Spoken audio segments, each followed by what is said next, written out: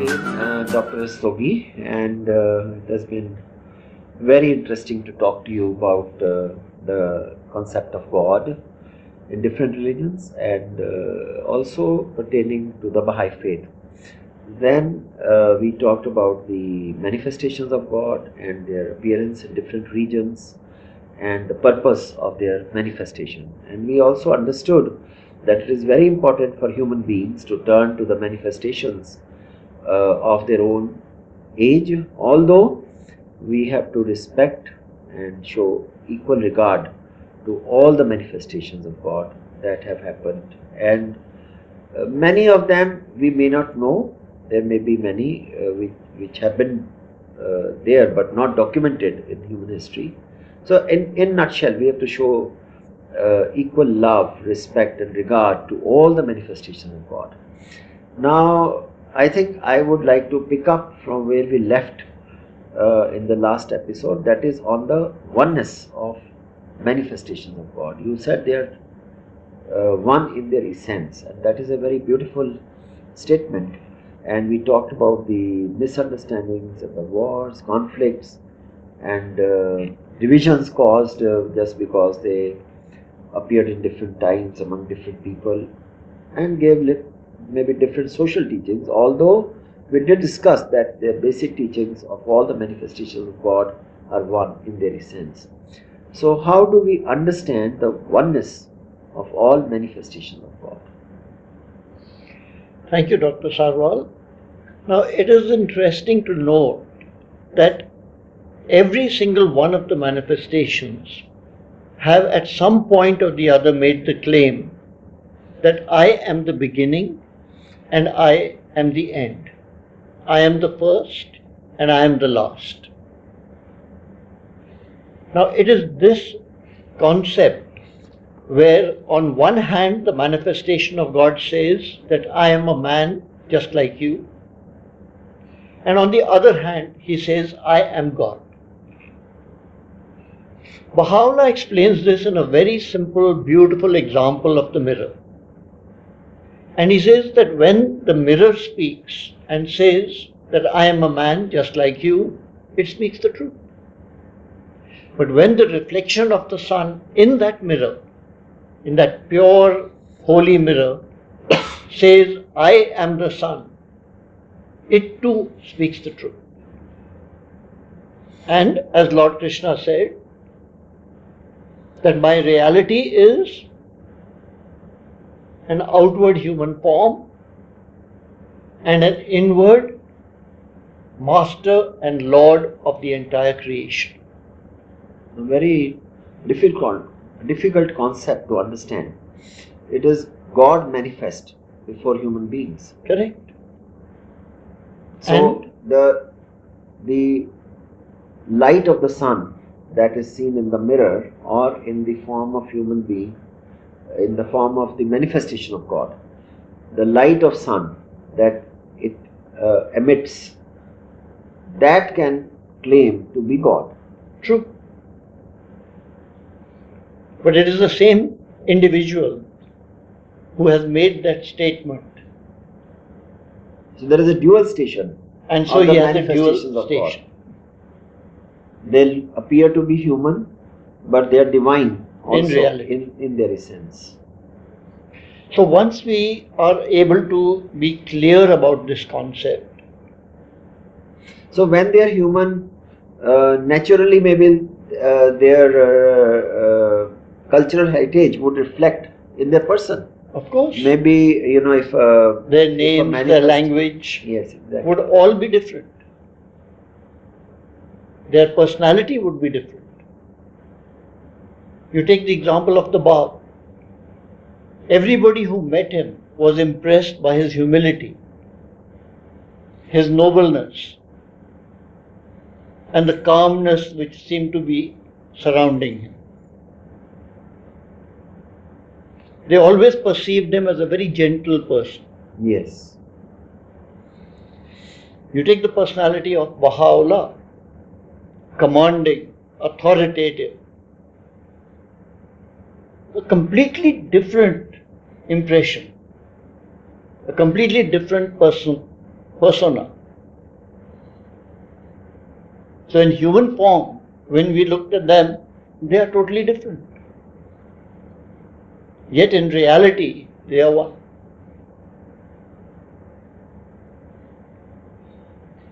So now when we look at this point, we also have to come to the understanding that the manifestation of God is always a manifestation of God. So we are talking about their true nature. About their true nature. That is the divine nature. Correct. And if at a time it appears that the manifestation of God has not spoken about the fact that He is a manifestation of God, it is because at that time he has not received from God the directive to reveal His reality, to reveal His purpose, His mission. His mission.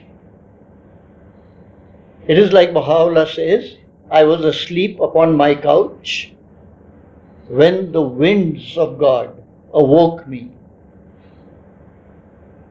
and bade me to stand up and speak before you. That's very perceptive of you, because if you look at the story of Lord Krishna, he had a special character, and there are many miracles associated with him even from his childhood. But perhaps nobody could recognize him as the manifestation of God till he chose to reveal himself during this great war that took place, the Mahabharata, in the battlefield to Arjuna. Even the conversation shows that they were intimate friends before that. But then he tells Arjuna that I am not.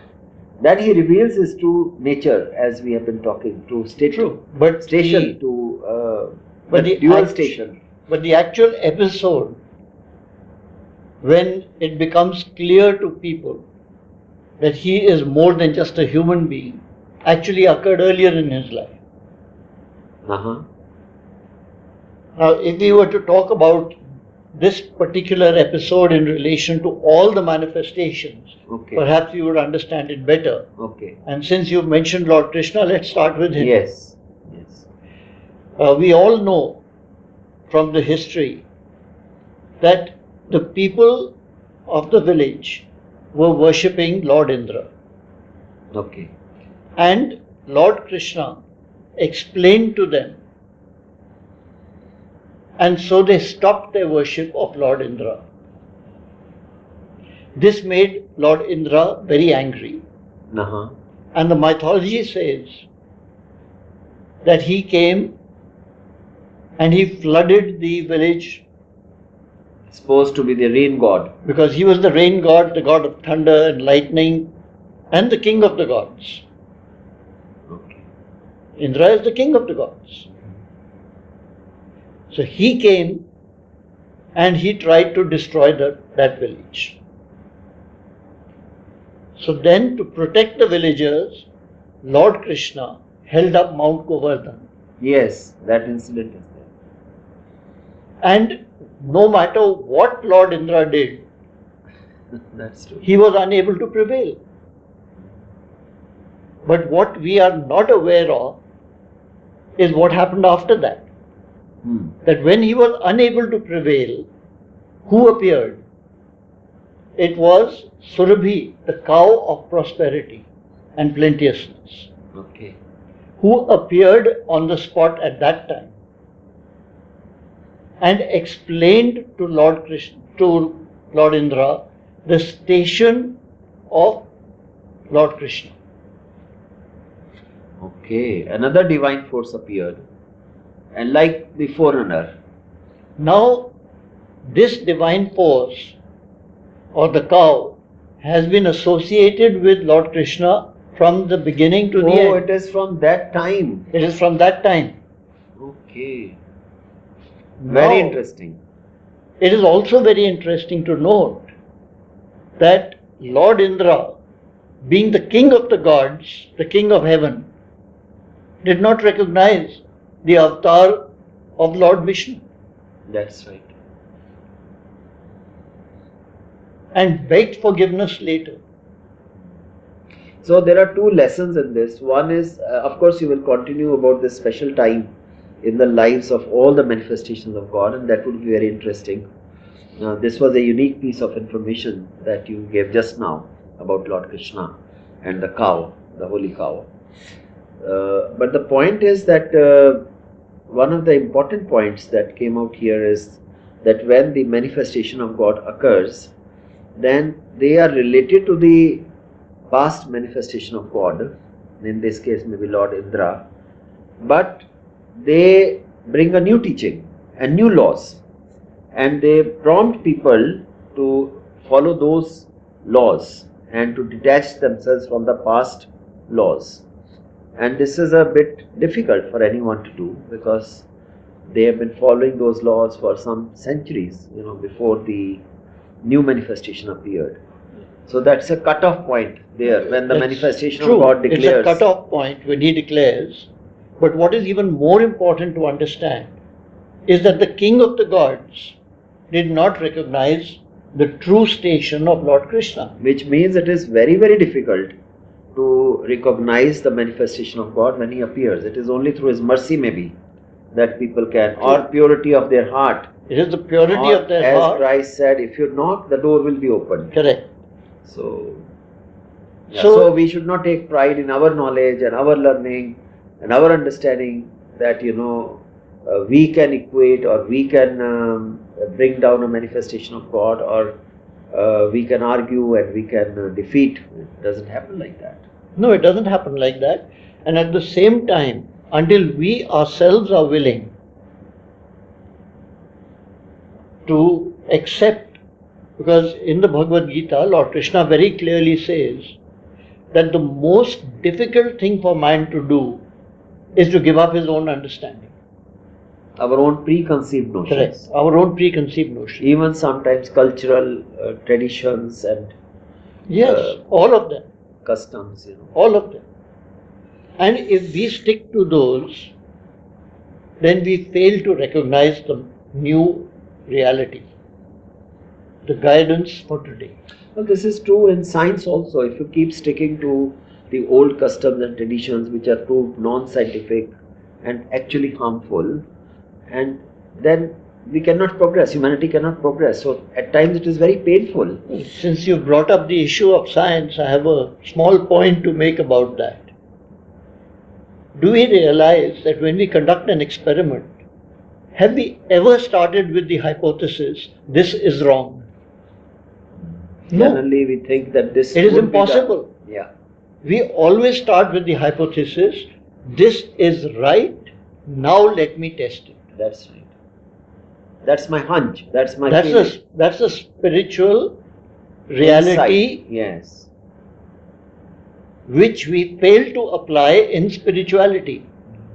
It is a scientific reality which we use in science. But we forget when we come to the spiritual reality. We are ready to progress and to change and depart from the past. But it becomes very difficult in the case of spiritual precepts and teachings and laws. But again, the important thing is, unless we accept the hypothesis to be true and then test it. Wonderfully said. We should be positive about our search. We will not find the truth. That's right. Because nowhere in any scientific area do you start with the hypothesis, this is wrong. We start with the hypothesis, this is the truth. Now let's test it. Yeah, exactly. Anyway, to continue with what that we were saying. That special time in the lives of the manifestations of God, when they make their mission public, and the events associated with that. Yes. We all know the story of Lord Moses in the desert on Mount Sinai, where he beheld a fire, and he was amazed that the bush was burning but was not consumed. The story of the burning bush. And so he went there, and he was told that this place is holy, remove your shoes. And then he was given the 10 Commandments. And it was at this point of association with the burning bush that we really can say that Lord Moses awakened to his mission and started to fulfill it. That's true. In the same way, for Jesus the Christ, when he was being baptized by John the Baptist. That's right. And then he was told to go and fast. No, he said the heavens opened the dove and the Holy Spirit in the form of a dove descended upon him. In fact, it is after his fasting and meditation that, as told by John the Baptist, he did that, and then he came back to him, then he baptized him. So we have this association of Moses with the burning bush and Jesus with the dove. Very interesting. In the same way, so they are the manifestations of God from their very birth, and people find some very kind of miraculous signs of their being special as a child and as a young man, but then at a particular point in their lives they are asked to make their mission manifest before people. And Muhammad also, I think, he first went to Mount Hira, and where the angel Gabriel told him to write in the name of God. That's right. And he said, I am illiterate. And he says, I am illiterate, I don't know how to write. That's right. And in fact, he was so awed by the experience that he came and he hid in his mother's... For 1 year or so, he was completely overawed. And Khadija, his wife, she gave him consolation. He thought he had become mad, or he saw something was wrong with him, and he was shivering when he experienced that. And then again, after 1.5 years, God says, I have not forgotten you, Muhammad. So, from all of these, we begin to understand a very basic truth. It is not as if the manifestation of God himself was weak, but the manifestation of God and the teachings from God are for a man who is weak. And he learns through these teachings to become strong.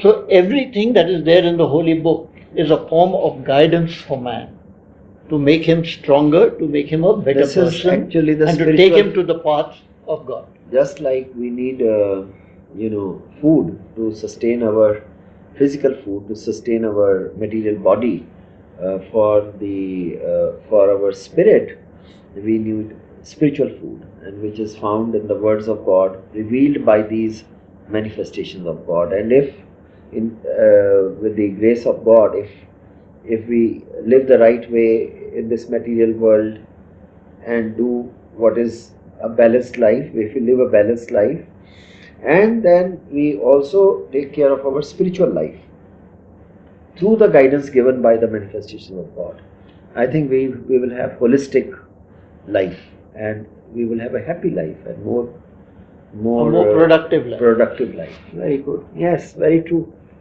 So now we come to the Buddha.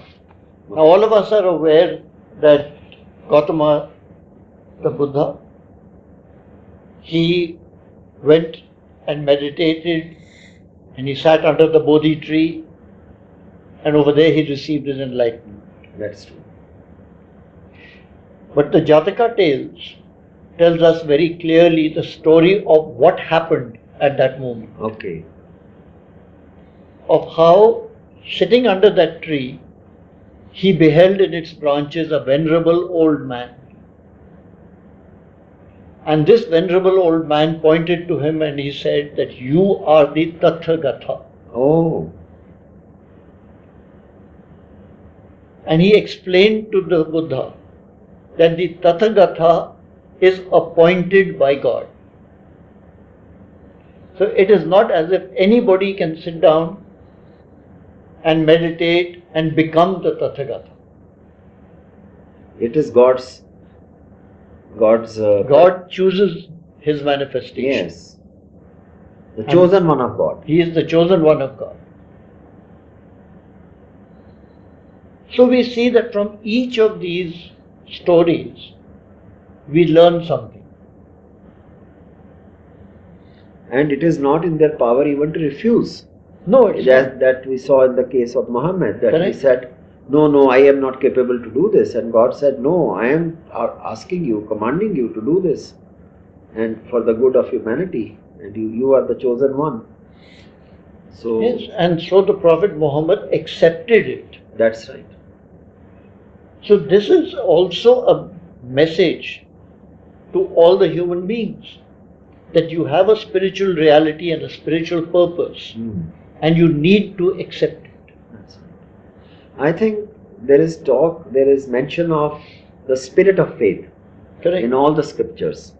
And the spirit of faith seems to be very, very important for the awakening of human spirit. Just as we talked about the period of awakening in the lives of manifestations of God, so to say, although they were always manifestations of God, but a particular time came when they declared. But in the life of human beings, there would be a time, so to say, we should be reborn. In other words, we should have the spirit of faith, which would then start growing within us and bring us closer to God and our purpose in this world through the manifestations of God and their teachings. See, in the case of the Bab, we all know that his entire mission was only for 6 years. Very short It period. was very short, I think very turbulent, the period of full of violence, yes, with more than 20,000 people martyred. And I think this was also reflected in that one moment of his recognition or awakening, where he says that one night in a dream he beheld himself standing in the desert and quaffing the blood from the lacerated throat of the Imam Hussein. And in that moment he came to that realization that his mission was about to begin.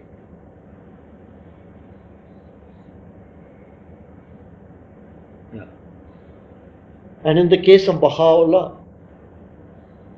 in the Siyachal, now here Baha'u'llah very clearly explains to us a little bit more about the concept of revelation. the experience that rishis, have tried to articulate in the Vedas, where they say that we heard through our spiritual ears the divine sound, and we saw through our divine eyes, so that that is kind of a feeling, or we don't know what it is, but it's the kind of revelation that comes to them. See, now here he talks about different times and different events We're talking about Baha'u'llah. about Baha'u'llah Yes. in the Siyachal, imprisoned there unfairly. That's around 1850. This is 1853. Siyachal means the dark Black dungeon. Pit, Black pit. the dungeon I think it was where he was in Tehran, where he was falsely accused and imprisoned. most horrible prison maybe Correct. in Iran at that time. It was considered to be the place for all the worst of the murderers and thieves. And they were hoping that by putting him in there, they would finally be rid of him. Because Baha'u'llah followed the declaration of the Bab. Of the Bab. And And very actively was promulgating the teachings of the Bab. And very successfully doing so. that's right. And all the the Bab Babis said that he was proclaiming about the appearance of the universal manifestation, as we said in one of the last episodes. He said that his whole mission was to prepare the people for the promised one, True. and that we know later happened in the form of Baha'u'llah. So Baha'u'llah says that at this time, although he was in such horrible conditions, he had the weight of so many chains, the marks of which he bore for the rest of his life, and which bowed him down. But he says even in those conditions, he received the, shall we say, Intimation. revelation or the intimations that you are saved. And then he talks about this one specific instance where he says that I beheld the maid of heaven, and she was pointing to my head and addressing the entire creation to rejoice and to recognize that he is the beauty of God amongst you. Wow. Could ye but perceive it? It's not only for that time or for those people, for the entire world, for the entire creation. So whatever the worlds of God may be, where we don't know much about that, but in all the worlds of God, the manifestation becomes apparent at that point of time. So now we realize that the manifestation of God is at the center of reality. That's true. And being at the center of reality, he controls the entire creation. And we can see that, or little glimpses of that in the miracles that are apparently performed by all these manifestations of God, and by what makes their lives special. And naturally, their believers like to put a great emphasis on those miracles. But the real purpose is the progress of humanity and the evolution of humanity. True. And to give new teachings and principles, like Baha'u'llah talks about world peace through world unity. And he educates us about the essential oneness of all the, first of all, essential oneness of God, then essential oneness of all the manifestations of God. And then he talks about essential oneness of whole humanity.